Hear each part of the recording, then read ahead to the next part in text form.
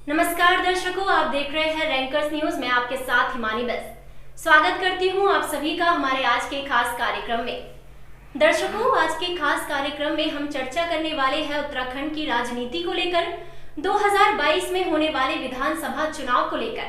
और इसी क्रम में हमारे साथ जुड़े हैं हरिद्वार जिला पंचायत के पूर्व अध्यक्ष राव अफाक जी, जो कि एक कांग्रेस के वरिष्ठ नेता भी है। तो सबसे पहले तो सर, आपका बहुत बहुत स्वागत है हमारे कार्यक्रम में। धन्यवाद सर, सबसे पहले मेरा सवाल ये है कि 2022 में विधानसभा चुनाव होने हैं, तो ऐसे क्या मुख्य उद्देश्य है जिसके साथ कांग्रेस पार्टी चुनाव में उतरेगी और भाजपा सरकार को पराजित करेगी? देखिए, हमारे पास एक ऐसा नेता है जिसने अपना पूरा जीवन देश को, पार्टी को और उत्तराखंड प्रदेश को समर्पित किया है, जिनका नाम हरीश रावत है। इतने अनुभवी नेता दूसरी किसी पार्टी के पास नहीं है। वो उत्तराखंड में जन्मे जरूर हैं, लेकिन पूरे भारत में उनके जो संघर्ष है और उनकी जो मेहनत है और उनके जो अनुभव हैं, उनको जो है पूरे भारत में जो है इस्तेमाल किया जाता है।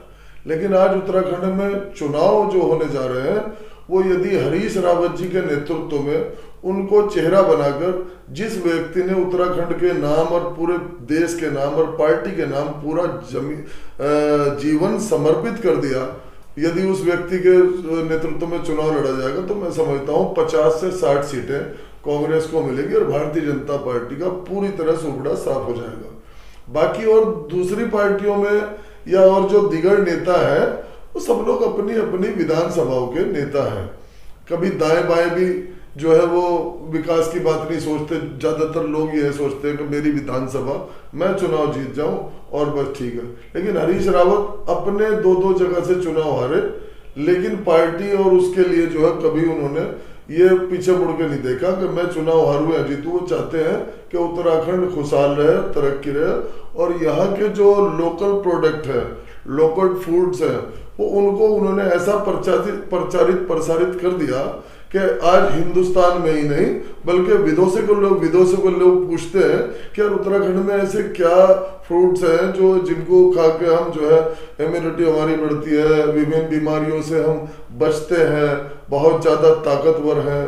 तो इस तरह के जो है वो हरीश रावत जी ही जो है चूज करके लाए, जबकि हम हरीश रावत जी से पहले उत्तराखंड में भी कोई नहीं जानता था कि ये सब चीजें हमारे उत्तराखंड में पैदा होती हैं और ये कितनी कीमती हैं, कितनी ताकतवर हैं और इनका उपयोग जो है किस तरह किया जाता है। ये उसके लिए हरीश रावत जी को धन्यवाद कि उन्होंने यहाँ के जो लोकल फूड्स हैं, लोकल प्रोडक्ट है, उनको जो है आज पूरी दुनिया में प्रसारित कर दिया। इसके लिए वो धन्यवाद की बात है। जी, जैसा कि मैंने कहा कि ऐसे क्या उद्देश्य है जो भाजपा सरकार को पराजित करेंगे, क्योंकि पराजित मैंने इसलिए कहा क्योंकि इस समय में उत्तराखंड में लगातार मुख्यमंत्री बदले जा रहे हैं, तो कहीं ना कहीं ये सरकार, भाजपा सरकार की नाकामी को दिखाता है और लोगों के अंदर अब इस बात को, मतलब लोगों के अंदर ये बात है, ये विचार है कि कहीं ना कहीं 2022 में अब उत्तराखंड में कांग्रेस अपनी जो है जीत हासिल करने वाली है। तो भाजपा के वर्तमान भाजपा सरकार के कार्यों के विषय में आपके क्या विचार है, ये मैं जानना चाहती हूँ। देखिए, भारतीय जनता पार्टी ने जितने भी वादे जनता से किए थे वो सब झूठे हैं।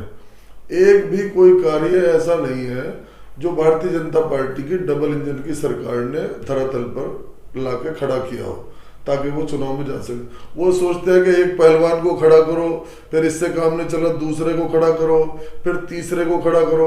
ये कोई वो नहीं। अभी चुनाव आयोग जो पूर्व वो थे अध्यक्ष उसके, उन्होंने कहा कि यदि ये चाहते एक एप्लीकेशन जो है लिख सकते थे चुनाव आयोग को कि हम इसका चुनाव कराना चाहते हैं, हम अनुमति दे देते।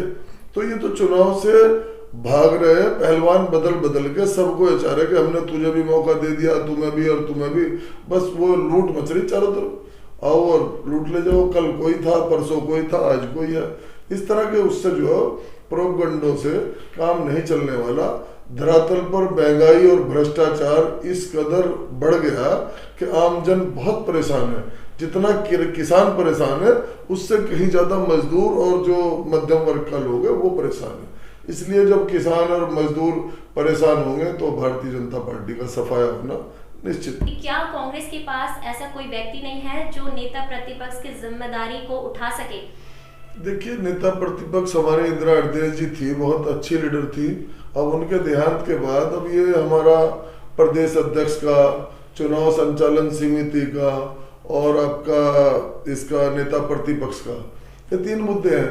इन पर भी हाईकमान में दिल्ली में कई बार बैठ के हुई चर्चा हुई, लेकिन थोड़ा सा पंजाब और राजस्थान वो थोड़ी सी वहाँ की जो है दिक्कतों को, चूंकि वहाँ के भी प्रभारी हैं हरीश रावत जी, वो वहां का सोल्व करने के बाद अपना हो जाएगा। यहाँ बड़ा आसान है, यहाँ जनता की मांग है कि हरीश रावत जी के नेतृत्व में चुनाव हो और चुनाव संचालन समिति का अध्यक्ष हरीश रावत जी बने। ये मैं नहीं कह रहा, ये पूरा उत्तराखंड कह रहा है, उत्तराखंड की जनभावनाएं कह रहे हैं, चूंकि उसने, उस व्यक्ति ने पूरा जीवन पार्टी को और उत्तराखंड को समर्पित किया हुआ है। दूसरा, नेता प्रतिपक्ष, हम चाहते हैं हमारे बहुत ही होनहार, बहुत ही मजबूत जो प्रदेश अध्यक्ष है प्रीतम सिंह जी, वो नेता प्रतिपक्ष का जो है पद संभालें और वहाँ विधानसभा में इस आवाज को बुलंद करें। और रही बात प्रदेश अध्यक्ष की, तो वो कोई युवा चेहरा हरीश रावत जी और प्रीतम सिंह जी मिलकर, या हाईकमान हमारे प्रभारी जी, कोई ऐसा युवा चेहरा जो है तलाश करें और जो पार्टी को जो है बहुत मजबूती के साथ आगे बढ़ा सके, और हरीश रावत जी के, प्रीतम सिंह जी के नेतृत्व में जो है वो प्रदेश और अध्यक्ष जी के नेतृत्व में ये उत्तराखंड चुनाव में यहाँ 2022 में सरकार बनाए, तो बहुत जल्दी उसमें निर्णय होने वाला है। और हाईकमान अब हरीश रावत जी को कहना, जो 2 कदम अभी चले नहीं, रफ्तार की बातें करते हैं।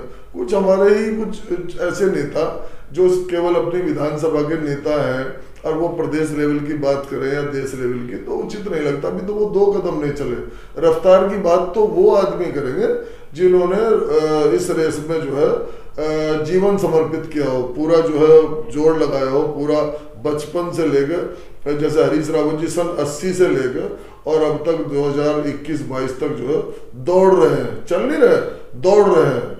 कितनी एनर्जी ऊपर वाले ने उनको दी है कि वो दौड़ रहे हैं। और वो मेरे ख्याल से जो मुझे लगता है कि इस उत्तराखंड के विकास और तरक्की और खुशहाली के लिए वो जब तक दम में दौड़ते रहेंगे, वो रेस्ट करने वाले आदमी। जी बिल्कुल।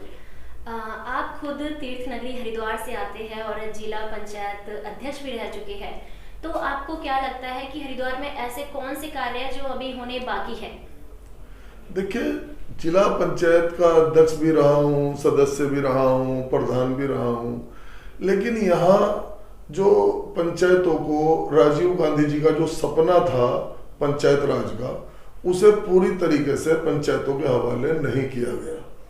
देखिए, इसमें मैं बिल्कुल स्पष्ट कहूँगा, हमारे राजीव गांधी जी ने जो पंचायतों को, प्रधान को, जिला पंचायत को जो अधिकार देने की बात कही थी, उसको ये जो है भारतीय जनता पार्टी धरातल पर बिल्कुल नहीं ला रही। अगर कांग्रेस की सरकार केंद्र में होती, राज्य में होती, तो कहीं ना कहीं वो उस सपने को साकार किया जा सकता था। अभी रही बात जिला पंचायत सदस्यों का चुनाव की, अभी हमारे चुनाव 2021 के मार्च में होने थे, लेकिन वो सरकार कहीं ना कहीं डर गई, चूंकि पिछली बार इनके केवल 6 ही जिला पंचायत के सदस्य जीत के आए थे 50 सीटों में से। अब की बार भी वही 5-4 सीटें, तो इसलिए वो चुनाव से भारतीय जनता पार्टी भाग रही है। चूंकि अगर विधानसभा से चुनाव से पहले और ये जो है पंचायत चुनाव हो गया और इसमें बीजेपी का जो है हारना तय है, तो इसलिए वो डर रहे हैं कि ये सेमीफाइनल का जो है मैसेज पूरे प्रदेश के विधानसभा चुनाव पे ना चला गया, इसलिए वो उल्टा सीधा परिसीमन कर रहे हैं। अब जैसे मेरी जिला पंचायत सलेमपुर के नाम से थी, उस सलेमपुर नाम को खत्म किया और मेरे गांव को 2 हिस्सों में बांट दिया, जो मेरे गांव से जिनका वास्ता नहीं। आधे का नाम रख दिया भाद्राबाद और आधे का नाम रख दिया बांग्ला। अब ये बिल्कुल जबरदस्ती, नाइंसाफी और बेईमानी है कि आप एक जिला पंचायत का नाम ही खत्म कर रहे हैं और फिर उसको 2 टुकड़ों में बांट के दूसरे नाम पे कर रहे हैं। जितना भाद्राबाद और बांग्ला है, उससे बड़ा अकेला सलेमपुर है, आप उसके टुकड़े कर रहे हैं। अकेले सलेमपुर की जिला पंचायत अपने आप में बन सकती है, अब बनी हुई थी और इन्होंने जो है उसको वो कर दिया। फिर ये वार्ड परिसीमन ऐसे उल्टे सीधे कर रहे हैं कि उत्तर वालों को दक्षिण में, दक्षिण वालों को उत्तर में, ताकि वो ढूंढते रह जाए, वोट का प्रतिशत कम हो जाए। फिर ये मतदान स्थल भी ऐसे चेंज कर रहे हैं। वार्ड के साथ साथ मतदान स्थल भी है, उत्तर पश्चिम का पूरब में और पूरब का पश्चिम में ढूंढते फिर जाओ। तो इस तरह के जो है इनके भ्रामक और जो है साजिशन ये कार्य कर रहे हैं, जिससे लोग भ्रम में रहें और इनकी साजिश में फंस जाए और भारतीय जनता पार्टी चुनाव को टाल दे। कोई कोर्ट चला जाएगा तो जाहिर सी बात है चुनाव टलेगा। वही मंशा सरकार की है कि ये किसी तरह चुनाव टल जाए। बहुत बहुत धन्यवाद जो आपने मेरे हर सवालों का जवाब दिया, क्योंकि ये केवल मेरे ही सवाल नहीं, पूरी जनता के सवाल है। तो दर्शकों, ये तो आने वाला वक्त ही बताएगा, यानी 2022 की आखिर कांग्रेस की सरकार बनती है या नहीं। लेकिन उत्तराखंड की जो जनता है वो तो यही उम्मीद लगाए है कि सरकार कोई भी हो, लेकिन उत्तराखंड का जो दबा हुआ विकास है वो गतिशील से बढ़कर आगे चल सके। फिलहाल आज के कार्यक्रम में इतना ही। मिलते हैं आपको अगले कार्यक्रम में। बने रहिए हमारे साथ, देखते रहिए रैंकर न्यूज। नमस्कार।